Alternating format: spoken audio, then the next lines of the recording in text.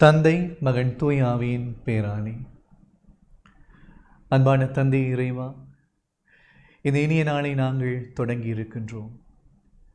எங்கள் ஒவ்வொருவர் வாழ்க்கையும் உம் திட்டப்படி படைக்கப்பட்டவர்களாக வாழ்கின்றவர்களாக இருக்கின்றோம். ஆண்டவரையும் மனிதர்களாகிய ஒவ்வொருவரும் உம்மை நம்பி வாழ்ந்து கொண்டிருக்கின்றோம். குறிப்பாக உம்மை நம்பி வாழ்கின்ற ஒவ்வொருவரும் உம்மால் ஆசீர்வதிக்கப்பட்டவர்களாக வழிநடத்தப்படுகின்றவர்களாக இருக்கின்றார்கள் என்று நம்புகின்றோம். இன்றைய தினம் இந்த இறைவார்த்தைக்கு செவிமடுத்துக் கொண்டிருக்கக்கூடிய ஒவ்வொரு சகோதரர்களையும் சகோதரிகளையும் பாதம் வைத்து மன்றாடுகின்றோம். இன்றைய நாள் இவர்களுக்கு ஆசீர்வதிக்கப்பட்ட நாளாக இருக்கட்டும். ஆண்டவரே, விசேஷமாக இன்றைய தினத்தை நம்பிக்கையின்றி தொடங்குகின்றவர்களையும் பாதம் வைக்கின்றோம். அது கொரோனாவாக இருக்கட்டும், அச்சுறுத்தலாக இருக்கட்டும்.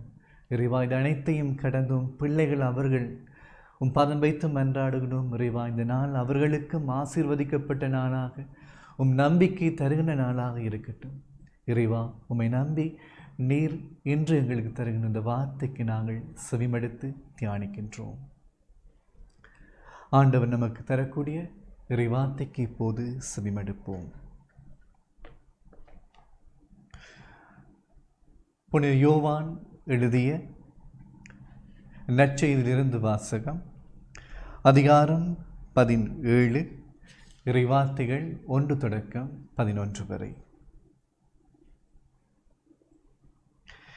இவ்வாறு இயேசு பேசிய பின் வானத்தை அண்ணார்ந்து பார்த்து வேண்டியது: தந்தையே, நேரம் வந்துவிட்டது. உம் மகன் உம்மை மாட்சிப்படுத்துமாறு நீர் மகனை மாட்சிப்படுத்தும். ஏனெனில் நீர் அவரிடம் ஒப்படைத்தவர்கள் அனைவரும் அவர் நிலைவாழ்வை அருளுமாறு மனிதர் அனைவர் மீதும் அவருக்கு அதிகாரம் அளித்துள்ளீர். உண்மையான ஒரே கடவுளாகிய உம்மையும் நீர் அனுப்பிய இயேசு கிறிஸ்துவையும் அறிவதே நிலைவாழ்வு. நான் செய்யுமாறு நீர் என்னிடம் ஒப்படைத்திருந்த வேலையை செய்து முடித்து நான் உம்மை உலகில் மாட்சிப்படுத்தினேன்.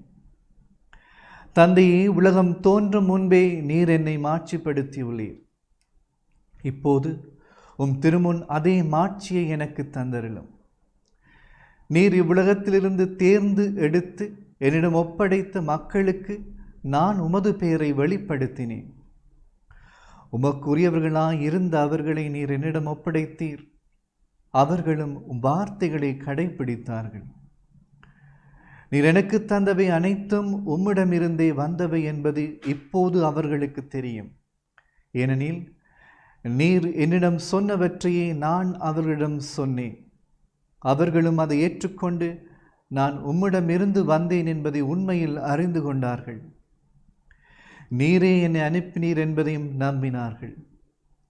அவர்களுக்காக நான் வேண்டுகின்றேன், உலகிற்காக அல்ல, மாறாக நீர் என்னிடம் ஒப்படைத்தவர்களுக்காகவே வேண்டுகின்றேன். அவர்கள் உமக்கு உரியவர்கள். என்னுடையதெல்லாம் உம்முடையதே, உம்முடையதும் என்னுடையதே. அவர்கள் வழியாய் நான் மாட்சி பெற்றிருக்கின்றேன். இனி நான் உலகில் இருக்கப் போவதில்லை, அவர்கள் உலகில் இருக்கின்றார்கள். நான் உம்மிடம் வருகின்றேன். தூய தந்தையே, நாம் ஒன்றாய் இருப்பது போல் அவர்களும் ஒன்றாய் இருக்கும்படி நீர் எனக்கு அளித்த உம் பேரின் ஆற்றலால் அவர்களை காத்தருளும்.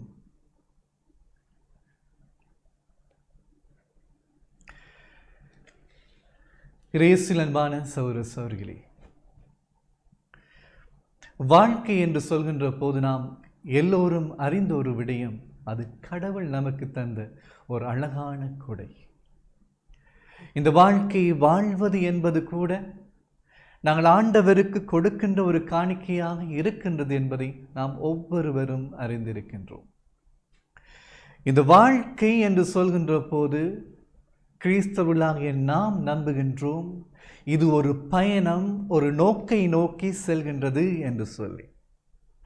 இந்த நோக்கை நோக்கி வாழ்கின்ற இந்த வாழ்க்கையை நாம் எடுத்து பார்க்கின்ற போது அந்த வாழ்க்கைக்கு அர்த்தம் கொடுப்பது அந்த நோக்கிற்காக வாழுகின்றவர்களின் அந்த வாழ்க்கை ஆகும்.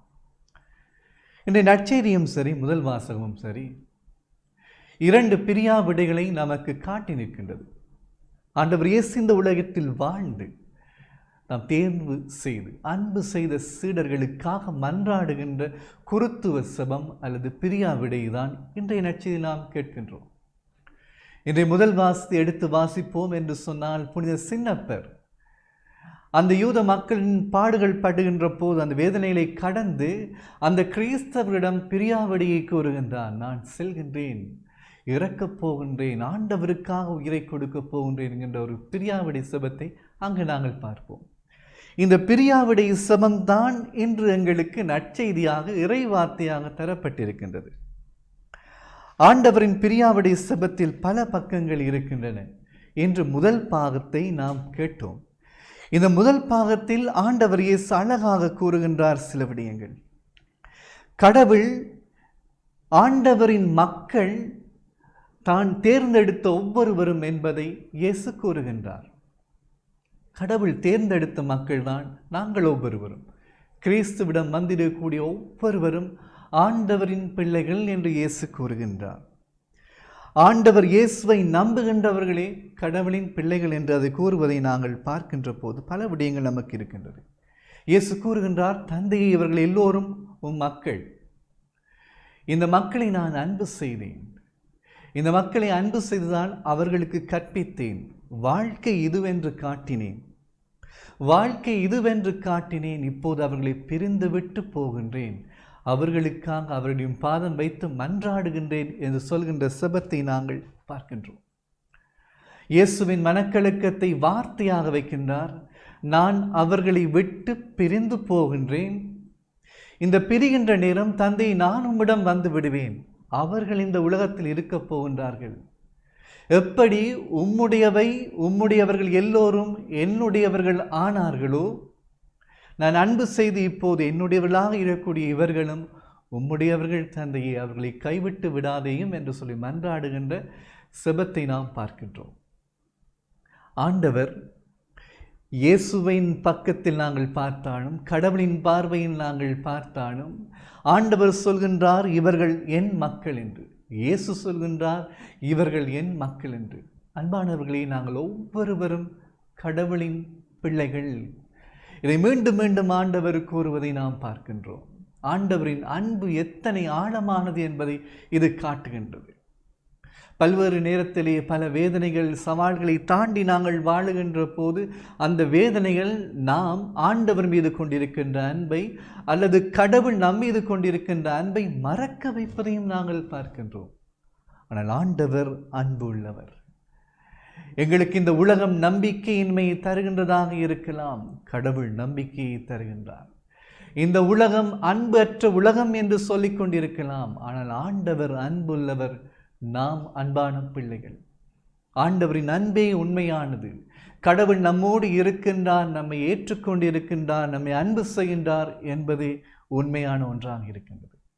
ஆகவே ஆண்டவர் என்னோடு இருக்கின்றார், என்னை வழி நடத்துகின்றார், என்னை அன்பு செய்கின்றார் என்கின்ற செய்தியை பற்றி கொண்டு இந்த பாடலுக்கு நாங்கள் செவிமடுப்போம். இந்த பாடலுக்கு நாங்கள் பக்தியாக செவிமடுக்கின்ற போது ஆண்டவர் எனது வாழ்க்கையில் என்னோடு பயணித்து கொண்டிருக்கின்றார்.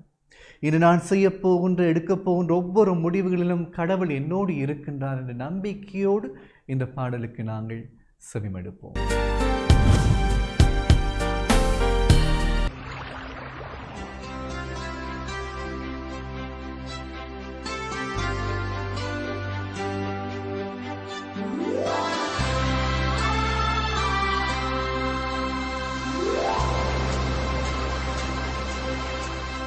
கடல் கடந்து சென்றாலும், தீ நடுவே நடந்தாலும், புயல் சூழ்ந்து எழுந்திடும் காரிருளை நீ கடந்திட நேர்ந்தாலும், உன்னோடு நான் இருப்பேன், உன்னோடு நான் இருப்பேன். அஞ்சாதே, கலங்காதே. கடல் கடந்து சென்றாலும், தீ நடுவே நடந்தாலும், புயல் சூழ்ந்து எழுந்திடும் காரிருளை நீ கடந்து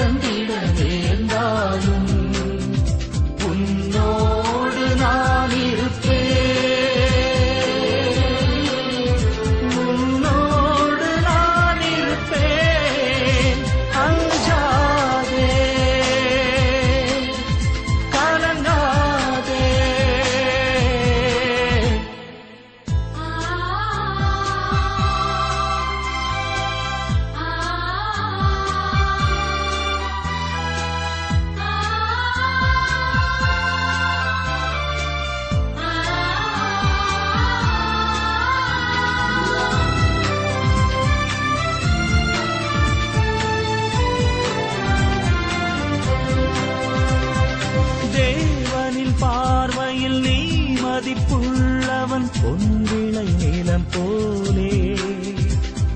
பூமியில் வாழ்ந்திடும் யாவிலும் உன்னிலை உயர்ந்தது அவராலே. தேவனின் பார்வையில் நீ மதிப்புள்ளவர் பொன்விளை நிலம் போலே.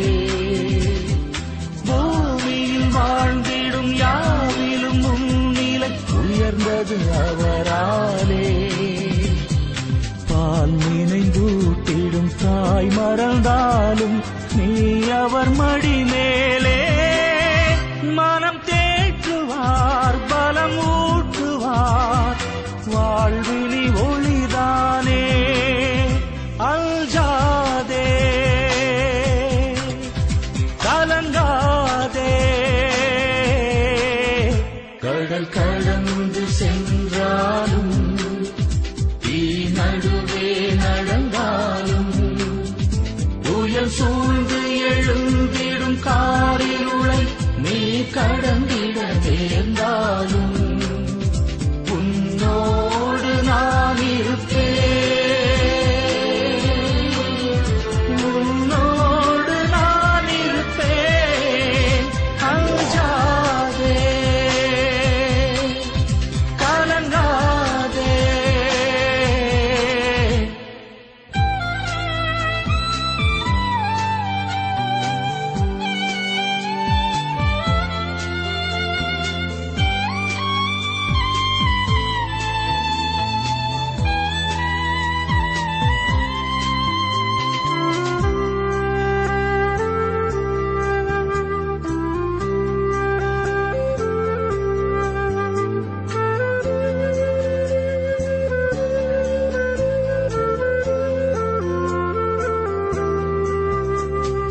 பாலையில் பாதையும் பாழ்விழி ஓடையும் தோன்றிடும் அவர் கையால். வான்படை ஆண்டவர் வாய்மொழியால் வரும் மேன்மையை அவர் சொல்வார். பாலையில் பாதையும் பாழ்விழி ஓடையும் தோன்றிடும் அவர் கையால். வான்படை ஆண்டவர் வாய்மொழியால் வரும் மேன்மையை அவர் சொல்வார்.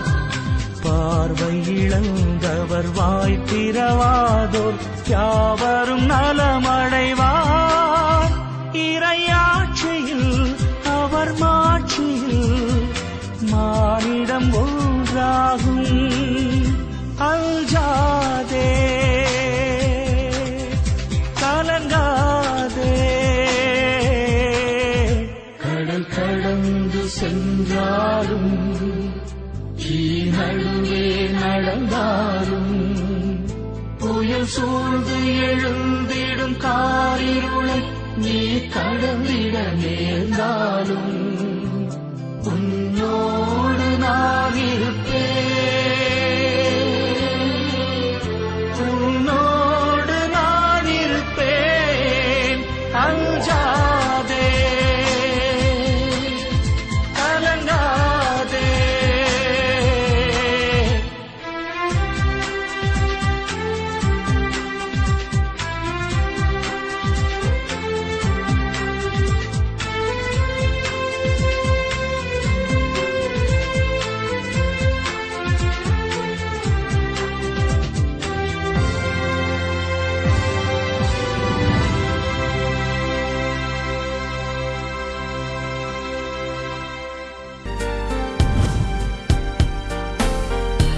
அன்பானவர்களே, இந்த பாடலில் நாங்கள் பார்த்தோம் கடவுள் நம்மோடு இருக்கின்றார் என்று சொல்லி.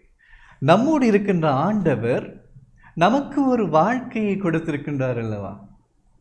இயேசுவின் இந்த பிரியாவிடை செபத்தை அல்லது புனித பவுலின் பிரியாவிடை செபத்தை எடுத்து பார்க்கின்ற போது நமக்கும் ஒரு செய்தி இருக்கின்றது. அந்த செய்தியை கொஞ்சம் நாங்கள் என்னவென்று இன்னும் கொஞ்சம் ஆழமாக பார்ப்போம். ஒரு பிரியாவிடை செபம் வாழ்க்கையின் முடிவிலே, என் வாழ்க்கை முடியப் போகின்றது என்ற நேரத்திலே, என் பிள்ளைகளை விட்டு நான் போகப் போகின்ற என்ற நேரத்திலே அந்த பிள்ளைகளை பார்த்து சொல்லக்கூடிய ஒரு சுபமாக இருக்கின்றது. பிரியாவுடைய வார்த்தைகளாக இருக்கின்றது. நாங்கள் ஒவ்வொருவரும் வாழ்கின்றோம் அல்லவா? எங்கள் வாழ்க்கைக்கும் ஒரு நாள் முடிவு இருக்கின்றது அல்லவா? அந்த முடிவு நாளின் போது, இறப்பின் நாளின் போது நான் பிரியாவிடையை சொல்ல வேண்டி வந்தால் இயேசு இன்று தான் அன்பு செய்தவர்களை பார்த்து சொல்லக்கூடிய அந்த வார்த்தைகள் நான் அன்பு செய்கின்றவர்களை பார்த்து சொல்ல முடியுமா என்று ஒரு கேள்வியை கேட்டு பார்ப்போம். இது 2 விதத்திலே உங்கள் முன் வைக்கின்றேன். ஒன்று பெற்றோராக, இன்னொன்று தலைவர்களாக. பெற்றோராக முதலில் சிந்தித்து பார்ப்போம். பெற்றோராக பார்க்கின்ற போது நீங்கள் ஒவ்வொருவரும் ஒரு உண்மைக்கு ஒத்துக்கொள்வீர்கள். பிள்ளைகள் என்பவர்கள் கடவுள் தந்த கொடைகள், செல்வம், ஆசி. நாங்கள் பல நேரங்களில் பிள்ளைகளுக்காக ஏங்குவது உண்டு. பல குடும்பங்கள் இன்றும் ஏங்கிக் கொண்டிருக்கின்றார்கள். பிள்ளை செல்வம் என்பது ஆண்டவர் கொடுத்த கொடையாக இருக்கின்றது. அந்த பிள்ளையை வளர்ப்பது என்பது கடவுள் தந்த அந்த பொறுப்பை நான் வாழ்வது ஒன்றாக இருக்கின்றது. அந்த பிள்ளையின் வாழ்க்கையை நாங்கள் சற்று எடுத்து பார்ப்போம் என்று சொன்னால், அந்த பிள்ளை கடவுளுடைய பிள்ளையாக இருக்கின்ற போது, மகனோ மகளோ கடவுளுடையவராக இருக்கின்ற போது, நாம் பெற்றோர் எனது பிள்ளை என்று நாங்கள் வளர்த்து கொண்டிருக்கின்றோம். எப்படி ஆண்டவர் இயேசு அந்த பிரியாவிடையில் சொன்னாரோ, உம்முடைய மக்கள் இன்று என்னுடைய மக்கள் என்று சொல்லி, கடவுளுடைய பிள்ளைகள் இன்று நம்முடைய பிள்ளைகள் என்று அன்பான தாய் தந்தையரை நாம் கூறிக்கொண்டிருக்கின்றோம். உண்மை, நாங்கள் இந்த பிள்ளைகளை அன்பு செய்கின்றோம். இன்று அந்த வாழ்க்கையை நாங்கள் பார்ப்போம் என்று சொன்னால், பிள்ளைகளுக்காக வாழ்கின்ற பெற்றோர் பலர் இருக்கின்றார்கள். எத்தனை தியாகங்களை செய்தவர்களாக இருக்கின்றார்கள் என்பதை நாங்கள் பல்வேறு விதத்திலே பார்க்கின்றோம். சில தந்தை மாறி எனக்கு தெரியும், சில தாய் மாறி எனக்கு தெரியும். அவர்கள் வேலை செய்கின்ற இடத்தில் அவமானப்பட்டு வேலை செய்கின்றவர்கள் இருக்கின்றார்கள். அந்த இடத்திலே அவர்களின் கௌரவத்தை இழந்து வேலை செய்கின்றவர்கள் இருக்கின்றார்கள். அந்த வேதனை, அவமானத்தை தாங்கிக் கொள்கின்ற தந்தையர்களும் தாயர்களும் இருக்கக்கூடிய ஒரே நோக்கம், இந்த வேதனை நான் படுவது என் பிள்ளைகளுக்காக. இன்று நான் வேலை செய்கின்ற இடத்திலே எத்தனை அவமானம் வந்தாலும், அங்கு எப்படிப்பட்ட துன்பங்கள் துயரங்கள் இருந்தாலும், எவ்வளவு தூரம் சென்று நான் வேலை செய்து கொண்டு இருந்தாலும், அந்த வேதனையை நான் தாங்கிக் கொள்வது என் பிள்ளைகளுக்காக, என் பிள்ளைக்காக என்று சொல்லி எத்தனை அன்பான தாய்மார், எத்தனை அன்பான தந்தைமார் தங்கள் வாழ்க்கை என்று தியாகம் செய்து கொண்டிருக்கின்றார்கள். ஒருவேளை அப்படிப்பட்ட தாய் தந்தை உங்கள் வேதனையோடு இந்த வார்த்தைக்கு செவிமடுத்துக் கொண்டிருக்கலாம். ஆண்டவர் இயேசு காட்டிய அந்த வாழ்க்கையில் நீங்கள் பெற்றுக்கொள்ளக்கூடிய செய்தி, உங்கள் தியாகத்திற்கு, நீங்கள் வாழக்கூடிய இந்த அன்பு வாழ்வுக்கு பொருள் உண்டு, அர்த்தம் உண்டு. நீங்கள் செய்யக்கூடிய இந்த தியாகம், வேதனைகள், இதை கடந்த ஒரு மகிழ்ச்சி உங்களுக்கு கிடைக்கும் என்பதை ஆண்டவர் சொல்கின்றார். நாங்கள் இறக்கின்ற போது என் பிள்ளைகளுக்காக வாழ்ந்தேனா என்ற ஒரு கேள்வியை கேட்கப்படுமானால், என் பிள்ளைக்காக தியாகம் செய்திருக்கின்றேன், வாழ்கின்றேன் என்று சொல்லி ஒவ்வொரு தாயும் தந்தையும் சொல்லக்கூடிய வாழ்க்கை நமக்கு இருக்க வேண்டும். என் வாழ்க்கையை எடுத்து பார்க்கின்ற போது, கடவுள் கொடுத்த வாழ்க்கை அல்லவா இது? ஆண்டவர் கொடுத்த வாழ்க்கையை நான் வாழ்ந்து கொண்டு இருக்கின்ற போது, நான் பிள்ளைக்காக வாழ்கின்றேன் என்று சொன்னால் அதில் அர்த்தம் இருக்கின்றது.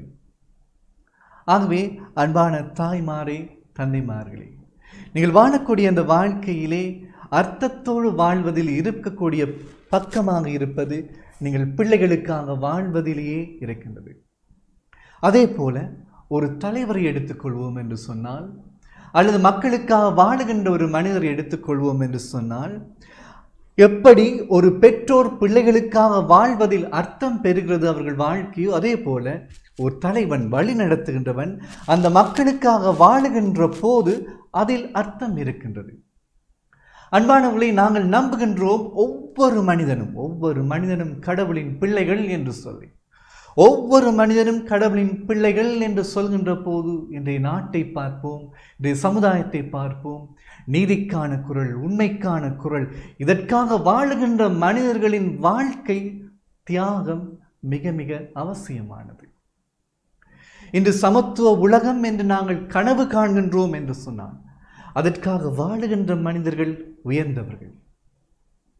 இன்று நாங்கள் நீதிதான் எங்கள் வாழ்க்கைக்கு தேவை என்று சொல்கின்றோம் என்று சொன்னால், அதற்காக குரல் கொடுக்கின்ற மனிதர்களின் வாழ்க்கை உயர்வானது. இன்று நாங்கள் சகோதரத்துவம் தான் வாழ்க்கை என்று நம்புகின்றோம் என்று சொன்னால், அதற்காக பாடுபடுகின்ற ஒவ்வொரு மனிதரின் வாழ்க்கை உயர்வானது. ஒரு கிறிஸ்தவ வாழ்க்கை என்று சொல்வது கிறிஸ்தவ விழுமயத்திலே வாழ்கின்ற ஒரு வாழ்க்கையாக இருக்கிறது. அது நீதியாக இருக்கலாம், அன்பாக இருக்கலாம், இரக்கமாக இருக்கலாம், மன்னிக்கின்ற தன்மையாக இருக்கலாம், சௌரத்துவமாக இருக்கலாம். கடவுளின் விழுமிய வாழ்க்கை என்பது மிக மிக முக்கியமான ஒன்றாக இருக்கின்றது, ஒரு தலைவனின் வாழ்க்கை என்று சொல்வது போது. ஆகவே மக்களுக்காக வாழ்கின்ற ஒவ்வொருவரும், பிற மனிதருக்காக வாழ்கின்ற ஒவ்வொருவரின் வாழ்க்கையிலும் அந்த வாழ்க்கை முடிவடைகின்ற போது அந்த வாழ்க்கை உயர்வான வாழ்க்கையாகவே நாம் பார்க்கின்றோம். புனித பவுலின் வாழ்க்கையை நாங்கள் பார்க்கின்றோம். மக்களுக்காக, ஆண்டவருக்காக எத்தனையோ வேதனைகள் பட்டாலும் அவர் மேன்மையான ஒரு வாழ்க்கையை வாழ்ந்தார். ஆண்டவர் இயேசுவின் வாழ்க்கையை நாங்கள் பார்க்கின்றோம். அவர் ஆண்டவருக்காக வாழ்ந்தார், மக்களுக்காக வாழ்ந்தார், நம் மீட்புக்காக வாழ்ந்தார். அதற்காகவே மரித்தார், அதற்காகவே உயிர்த்தார். ஆகவே ஆண்டவர் இயேசுவின் வாழ்க்கை உயர்ந்ததாக இருக்கின்றது. ஏனெனில் அவர் அவருக்காக வாழவில்லை, நமக்காக வாழ்ந்தார். நமக்காக வாழ்ந்து மரித்த ஒவ்வொருவரின் வாழ்க்கையும் உயர்வானது. ஆகவே இந்த வாழ்க்கையை நாங்கள் சிந்திக்கின்ற போது அன்பானவர்களே, வாழ்க்கை நாம் வாழுகின்ற ஒன்றாக இருக்கின்றது. இன்றைய தினம் நாங்கள் இந்த செய்தியை எடுத்துக்கொள்ள வேண்டும். இயேசுவின் பிரியாவிடை சுபம். இயேசுவின் பிரியாவிடையின் போது அவர் பிரியாவிடையை சொன்னார். இன்று நானும் நீங்களும் வாழுகின்ற வாழ்க்கையிலே நாம் ஒரு பிரியாவிடையை சொல்ல முடியுமா? அப்படிப்பட்ட வாழ்க்கையை வாழ்ந்து கொண்டிருக்கின்றோமா? தாய் தந்தையாக இருப்போம் என்று சொன்னால் பிள்ளைகளுக்காக வாழ்கின்றோமா? தலைவன் என்று சொல்லி வாழ்கின்றவர்கள் மக்களுக்காக வாழ்கின்றோமா? எத்தனையோ கடமை நிலைகளில் இருந்து கொண்டிருக்கின்றோமோ அத்தனை பேரிடமும் இந்த கேள்வி கேட்கப்படுகின்றது. நீங்கள் எதற்காக வாழ அழைக்கப்பட்டிருக்கின்றீர்களோ அதற்காக வாழுகின்றீர்களா என்று. அதற்காக தான் வாழ்கின்றோம் என்று சொன்னால் ஆண்டவர் இன்று எங்களுக்கு தரக்கூடிய அழகான செய்தியாக இருக்கின்றது. உங்கள் வாழ்க்கை உயர்வானது. நீங்கள் என்னைப் போல வாழ்ந்து கொண்டிருக்கின்றீர்கள். ஆண்டவர் இயேசு இன்று கடவுளை பார்த்து சொல்கின்ற ஒரு வார்த்தை இருக்கின்றது. அவர்கள் நம்பினார்கள். நான் உம்மை பற்றி கூறிய போது அவர்கள் நம்பினார்கள். ஆண்டவரே, அவர்களை கைவிட்டு விடாதேயும் தந்தையே என்று சொல்லி இயேசு சொல்கின்றார். ஆகவே அன்பான சகோதர சகோதரிகளே, நீங்கள் நீதிக்காக நிற்கின்ற போது, வாழ்கின்ற போது, உண்மைக்காக குரல் கொடுக்கின்ற போது, வாழ்கின்ற போது, நீங்கள் இறைவனின் வார்த்தையை நம்பி வாழ்கின்ற மக்கள் என்பதை மறந்து விடாதீர்கள். நீங்கள் ஆண்டவர் மீது நம்பிக்கை கொண்டு வாழ்கின்ற மக்கள் என்று இயேசு கூறுகின்ற போது இயேசுவின் செபம் உங்களுக்கானது.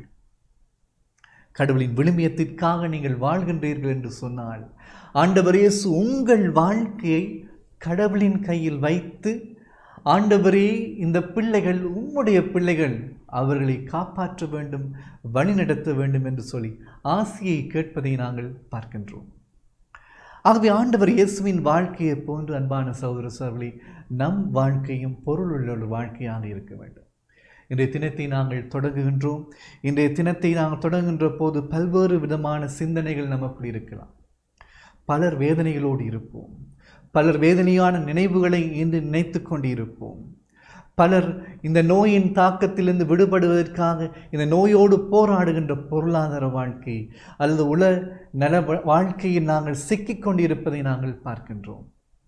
அன்பானவர்களே, வாழ்க்கையில் நமக்கு பல தடைகள் வரும். ஆனால் அந்த நேரத்தில் நான் வாழ்க்கை எப்படி வாழ்கின்றேன் என்பது மிக மிக முக்கியமான ஒரு கேள்வியாக இருக்கின்றது. எத்தனை தடைகள் வருகின்றது, எத்தனை பிரச்சனைகள் வருகின்றது, எத்தனை சவால்கள் வருகின்றது, அது அல்ல பெரிய விடயம். அந்த நேரத்தில் நீ எப்படி வாழ்ந்தாய், உன் வாழ்க்கை எப்படி இருந்தது, இதுதான் மிக மிக முக்கியமானது. கடவுள் உன்னை நம்பி, உங்களை நம்பி ஒரு வாழ்க்கையை கொடுத்திருக்கின்றார் அல்லவா? ஆண்டவர் என்னை நம்பி ஒரு வாழ்க்கையை கொடுத்திருக்கின்றார் என்று சொன்னால் அந்த நம்பிக்கைக்காவது நான் இந்த வாழ்க்கையை வாழ வேண்டும். நான் அந்த வாழ்க்கையை வாழ்கின்ற போது அந்த வாழ்க்கையின் பொருளே என் வாழ்வையின் பொருளாக மாற்றுகின்றது.